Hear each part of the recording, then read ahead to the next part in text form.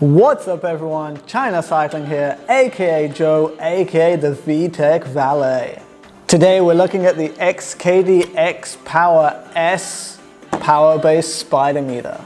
Now I've been riding this for almost a year, maybe more than a year now, so I think I'm more than qualified to give you my opinions on this.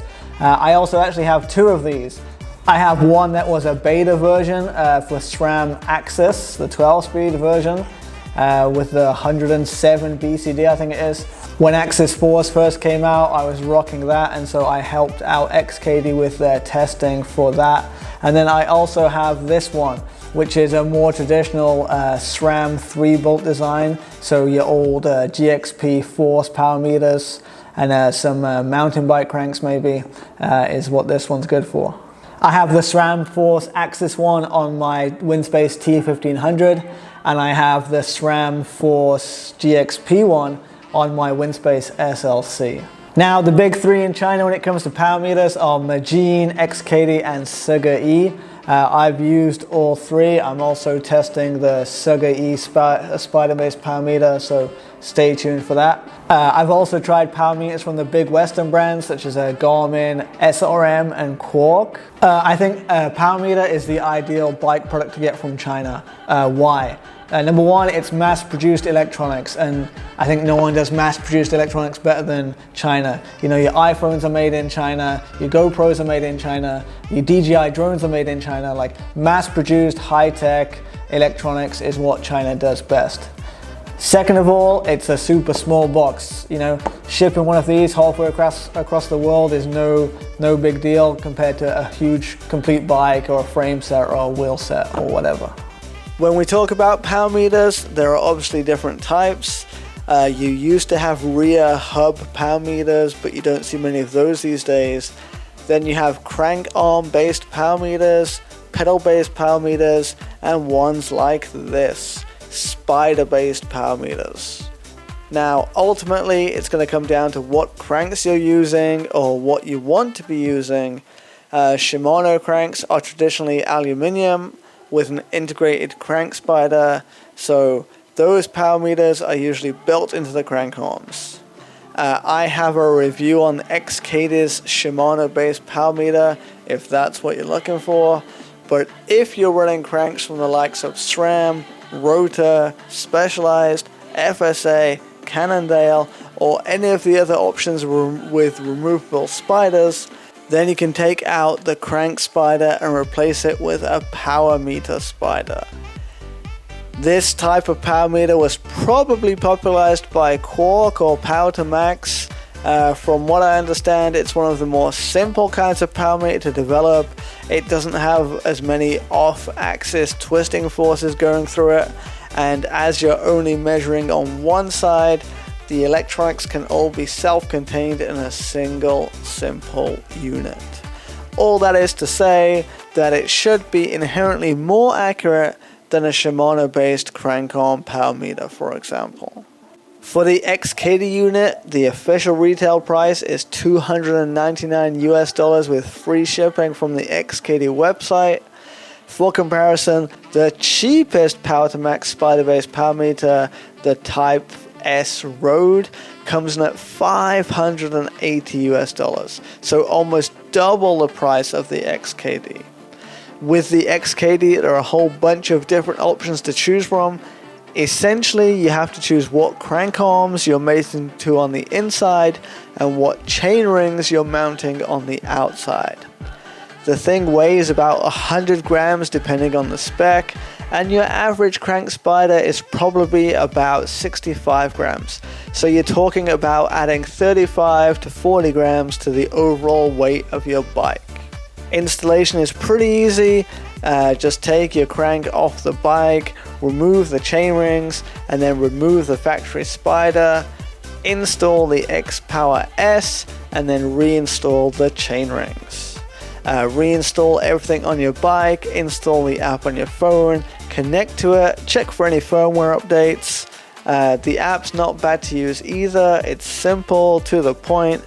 Sometimes it feels like it's lacking in a bit of polish, but it gets the job done. Now, as for the specs of the power meter, it's a claimed accuracy of 1.5%, but we'll see about that later. There's a built-in rechargeable lithium-ion battery that's good for about 150 hours of riding, probably a few months of riding depending on how hardcore you are. Now, recharging is easy with the included USB charger. I usually charge using a portable power bank so I don't have to try to put my bike next to a wall socket or anything. Maximum power reading on the power meter is 2,500 watts, so more than enough for us mere mortals. The cadence working range is from a minimum of 30 to a maximum of 220 RPM. Again, should be plenty.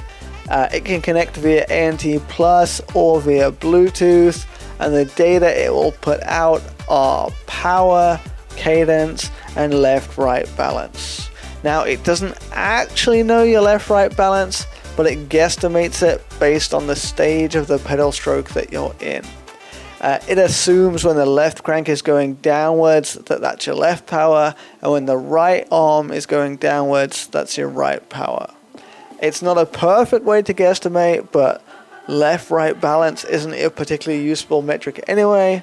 Oh, and the unit comes with a 16-month warranty should you have any issues. Now, onto the juicy bit that everyone wants to know, accuracy. Now, I think I should kind of preface this by saying that I think no YouTube review can categorically tell you if a power meter is or isn't accurate. Not me, not GP Llama, not DC Rainmaker, maybe Keith Wakeham, but again, probably not. A power meter's accuracy is mainly dictated by their algorithms. Now, these should be a matter of plugging in the laws of physics and then getting an accurate result, but it never quite works like that. As a result, all of these algorithms have some fudging of the numbers built into them. The problem is that the fudging is designed around a certain pedaling style. If your pedaling style differs, that fudging may not compensate how it should. Now, this is most visible in other reviewers' reviews when they find that a power meter is accurate outdoors but not indoors, or vice versa. When the bike is rocking from side to side outdoors, there's more off-axis torque being put into the system. Now, some riders may naturally have more off-axis torque than others in their pedaling style. The end result is a power meter that is accurate for you may not be accurate for me. Now, I'm sure it's not actually a huge difference, maybe but a few small tiny percent, but when these brands are splitting hairs about 1.5% accuracy versus 1% accuracy, that's all the difference. So that's my takeaway here. I can just tell you if it's accurate for me or not, but if you watch 6 YouTube reviews of a power meter and 5 say that it's accurate, there's a good chance it's going to be accurate for you too. Okay, so let's jump in and have a look at some of the data on this. Not my favorite site on the internet, I'm more of a Pornhub kind of guy, but let's have a look. This is the DC Rainmaker analysis tool, and yeah, so this was the AXS beta version, and so the purple is the X-CADEY and the blue is my Favero Assioma. So if we just jump into a section here, again, pretty close, not much in it. So in this highlighted section here, we've got 159 for the X-CADEY and 156 for the Assioma. If we go in a bit more, so yeah, you can just see they're both going up and down at the same time. It's just that the X-CADEY is reading a few watts higher than the Assioma. And this was kind of a common theme throughout on the AXS beta version. So if you look down to the mean max power, again, pretty much from the 2-minute mark onwards, the two power meters are just constantly separated by a few watts. Another ride with the two, but again, this time the blue and purple have switched. So now purple is the Assioma and blue is the X-CADEY. Jumping in here, and again, so on the X-CADEY we have 210, and on the Assioma 206. So about 2 or 3% off, but pretty consistently off. If we jump into a really small section, again, you can see I'm going along here. One thing you'll see on the Assioma looks a bit smoother maybe. There's some debate out there whether or not Assioma smooth their data more than other people. Who knows? Not me. But again, if we go back down to the mean max power, you can see nicely separated pretty much the whole way through. But then if we move over to my later version, my GXP version, so now things get a bit interesting. So again, we'll go for this little climbing section here, and yeah, 202 watts versus 201 watts. So just half a percentage. If we zoom further in, again you can see when they're up, when they're down, peaks and troughs, splitting hairs pretty much. Did I have any sprints in this? I don't really do sprints. So look at this little spike here. What was this? Yeah, so you see on the sprints, again, pretty much the same thing throughout on both. But yeah, if we zoom into a section that has no rests, in this section here, yeah, 173 watts compared to 171 or 172 watts if we're rounding up. And then going down to the mean max, I should say. Again, you can't even tell that there's 2 power meters there. So the average 1 minute power, 240 versus 242. 5 minute power though, 218 versus 217. 10 minute power, 211 versus 212. 20 minute power, 205 versus 206. So yeah, 1 or maybe less than 1% difference between the two. All my testing was performed against my Favero Assioma pedals. Generally, they're regarded to be the dog's danglers in terms of power accuracy.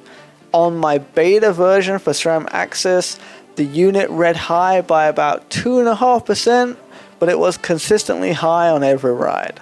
Now, this was a brand new BCD for X-CADEY, so I'm guessing they didn't quite have the algorithm down, but moving on to my off-the-shelf production version with SRAM 11 speed. The 2 power meters were stuck together like birds of a feather, within 1% of each other easily. No strange lag, no weird spikes, no dropouts, just beautiful, beautiful data. Now, I have no problem putting the Assioma on one bike and the XPower on another bike and interchanging the data between the two. I mean, what more could you ask for? As for durability, like I say, I've had the AXS for about a year and the 11 speed one for about 6 months. I pressure wash my bike, it gets thrown around, and both are still going strong. Obviously, a sample size of 2 is hard to judge, but so far so good. And I really guess that's all there is to say. It's a power meter, and it reads power. Should you get one? If you have a crankset with a removable spider, I say go for it. From what I understand, these things are also super popular in the mountain bike scene. I can also see them being popular in the gravel scene too. It's an affordable way to add power to your bike without adding too much weight or worrying about pedal and cleat compatibility. Is it perfect? No. But you'd have to look really hard to find its disadvantages. There's just some things that aren't quite polished like a big brand product. For example, on the Wahoo, the XPower shows up in the list of sensors as just power for the name, which can make it a bit confusing if you have multiple power meters. But generally, it's just small faults like this that don't really affect the everyday usage of the power meter. If you don't have a removable spider meter on your current crank, say you're still obsessed with Shimano cranks, go check out my other video on the Shimano based power meters. Like I said, I'm also testing the X-CADEY version of this. It's priced about $50 US more than the X-CADEY one, so I am curious of what you get extra for your money. Subscribe to the channel so you don't miss that video when it comes out. If you're still watching this video now, please help me out. Give this video a like, help it rise up in the YouTube world. And let me know in the comments down below if I missed anything or if you have any questions about this. Also, if you have any first-hand knowledge about this guy, if you've got one, if you're running one, is it still going strong? How many miles have you got in it? All that stuff, let us know in the comments down below. And as always, China Cycling out.